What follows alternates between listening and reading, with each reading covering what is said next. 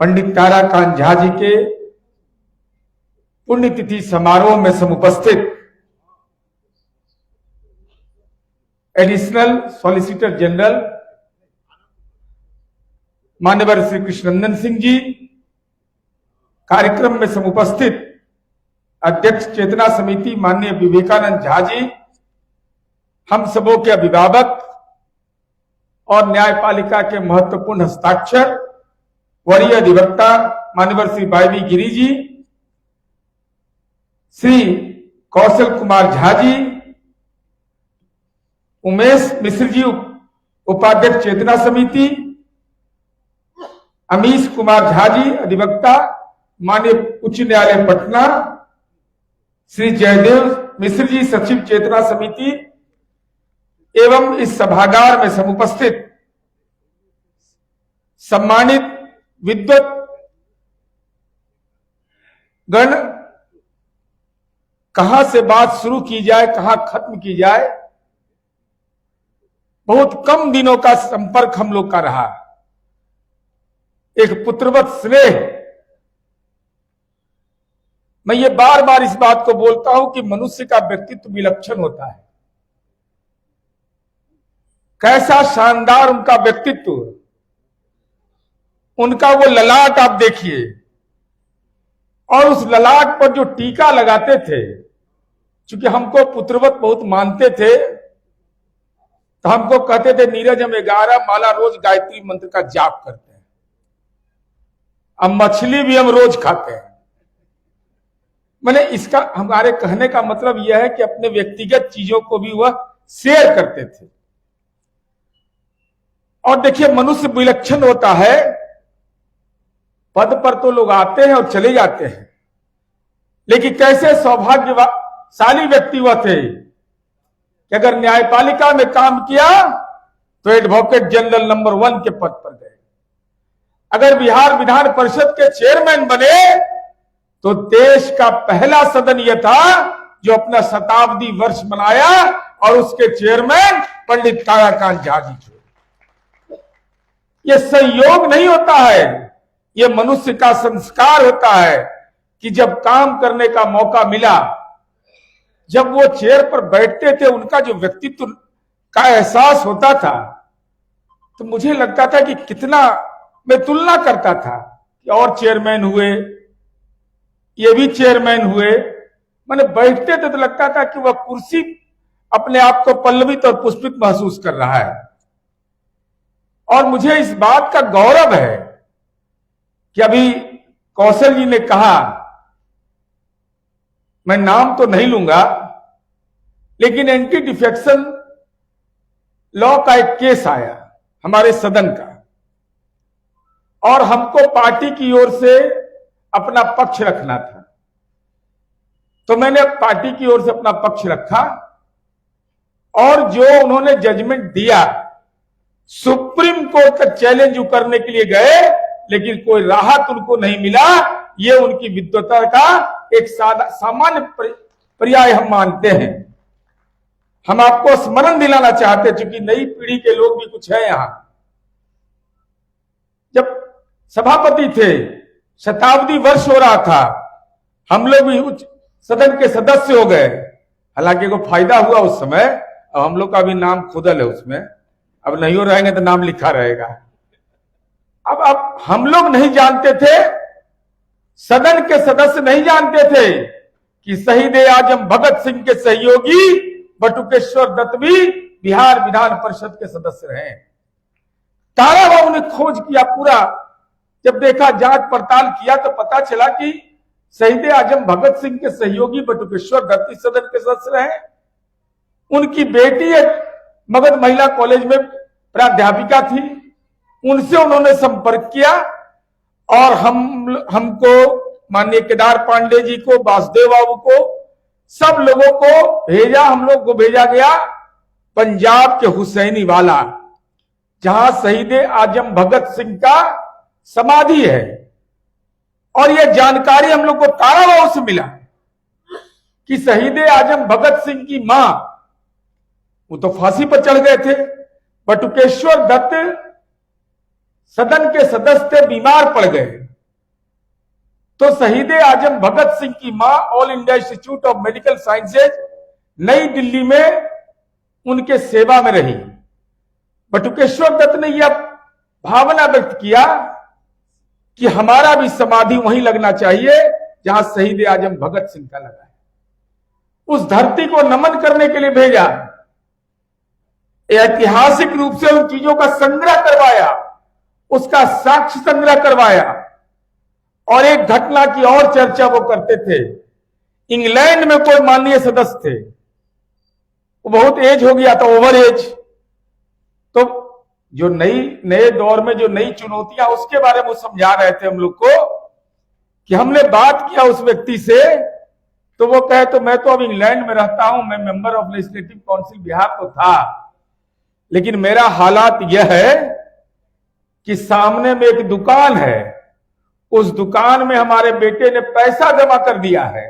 वहीं से ब्रेड और दूध आता है और हम वही खाते हैं, क्रीमेशन के लिए भी पैसा दे दिया है। वह बताते थे कि कैसी सभ्यता और संस्कृति इंग्लैंड में है और हमारा जो गौरवशाली अतीत रहा है भारत का, और कैसा आज अभिभावकों के प्रति सम्मान, पुरखे का सम्मान, यह हमारी संस्कृति रही है। ये सांस्कृतिक विरासत में अंतर को भी माननीय तारा बाबू हम लोग को समझाते थे कि देखो, पुरखे का सम्मान, मां पिता का सम्मान करना, ये सबसे बड़ा धर्म होता है। और बोलचाल की भाषा में अब कितना कहानी बताएं, क्योंकि मेरा स्वभाव जरा सा विद्रोही टाइप का रहता है। कुछ एक मामले में हम कंप्रोमाइज नहीं करते हैं, जैसे अपराध के मामले में, राजनीति के अपराधीकरण जैसे मामले पर। तो एक नाम नहीं बताए, घटना की चर्चा कर देते हैं। सीखना चाहिए, यह नैतिक बल होना चाहिए। उच्च सदन के वो सभापति थे, एक उसी पृष्ठभूमि का व्यक्ति अपनी बेटी की शादी का निमंत्रण देने गया उनको, और वो चैम्बर से निकले और मैं चैम्बर में प्रवेश किया,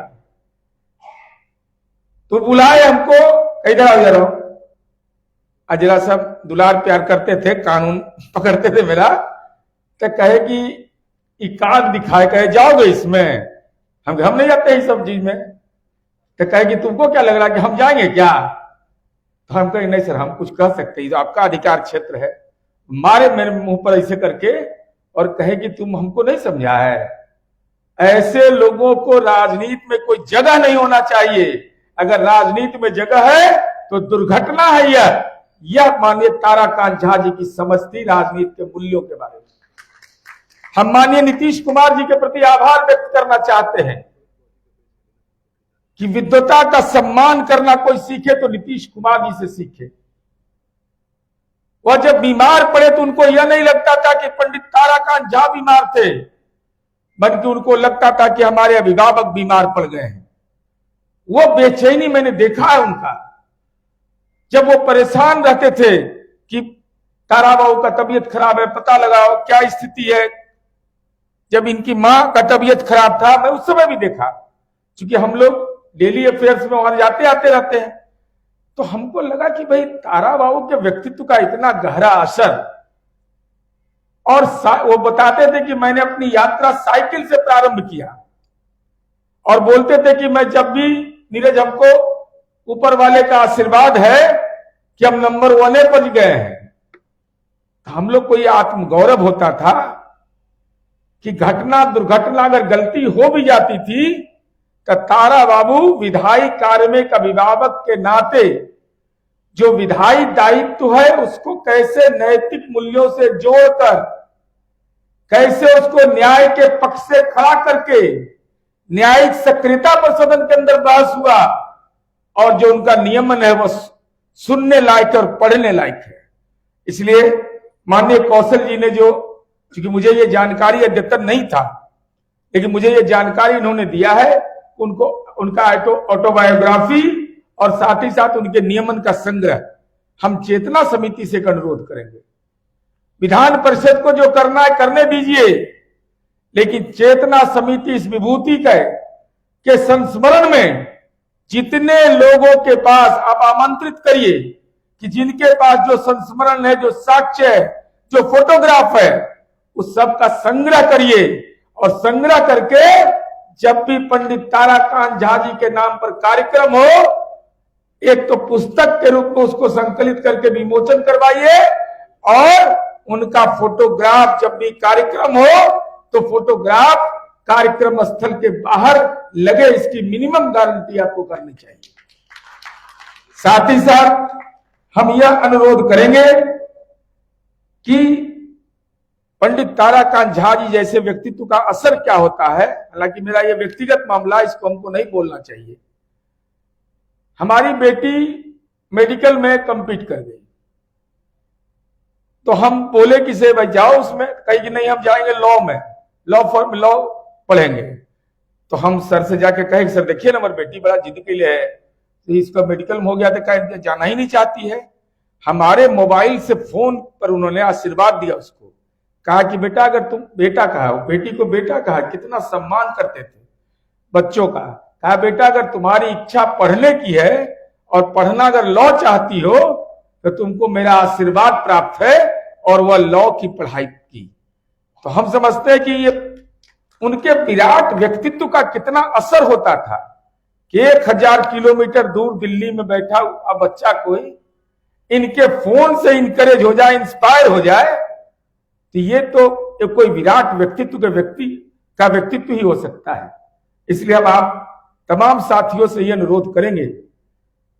कि कोई पंडित ताराकांत झा जी के व्यक्तित्व का समग्रता में मूल्यांकन करते हुए उनके जीवन के मूल्य कभी सर नहीं झुकाया उन्होंने। मैं उन घटनाओं की चर्चा नहीं करना चाहता, कौशल जी को सारी बात की जानकारी होगी, लेकिन माननीय ताराकांत झा जी ने अपने उसूल से कभी राजनीति में समझौता नहीं किया। यह उनके व्यक्तित्व का बड़ा दर्पण था। तो हम आप तमाम लोगों से यह अनुरोध करेंगे कि उनके व्यक्तित्व का, न्यायपालिका के महत्वपूर्ण हस्ताक्षर लोग बैठे हुए हैं, उनके कार्यकलाप को आपने देखा है, विधायिका में हम लोगों ने देखा है, लेकिन बदलते हुए दौर में जो चुनौतियां हैं वह है हमारे अभिभावक का सम्मान का सवाल, हमारे पुरखे के सम्मान का सवाल। अब पंडित ताराकांत झा जी जैसे व्यक्तित्व के नाम पर एक ITI हो गया, इतना सीमित मूल्यांकन ताराकांत झा जी का नहीं हो सकता है। हम तो समझते हैं अगर मिथिला की पहचान आप बताते हैं, जो अभी वाईवी गिरी साहब ने बोला 1 वर्ष का कार्यक्रम हुआ था हमारा विधान परिषद का, क्या कार्यक्रम हुआ था सर। बाढ़ की त्रासदी, सामाजिक सवालों पर, राजनीतिक सवालों पर देश के पूर्व राष्ट्रपति, तत्कालीन राष्ट्रपति थे डॉक्टर APJ अब्दुल कलाम जैसी शख्सियत, जो मैं ये समझता हूं, मेरी ये समझ है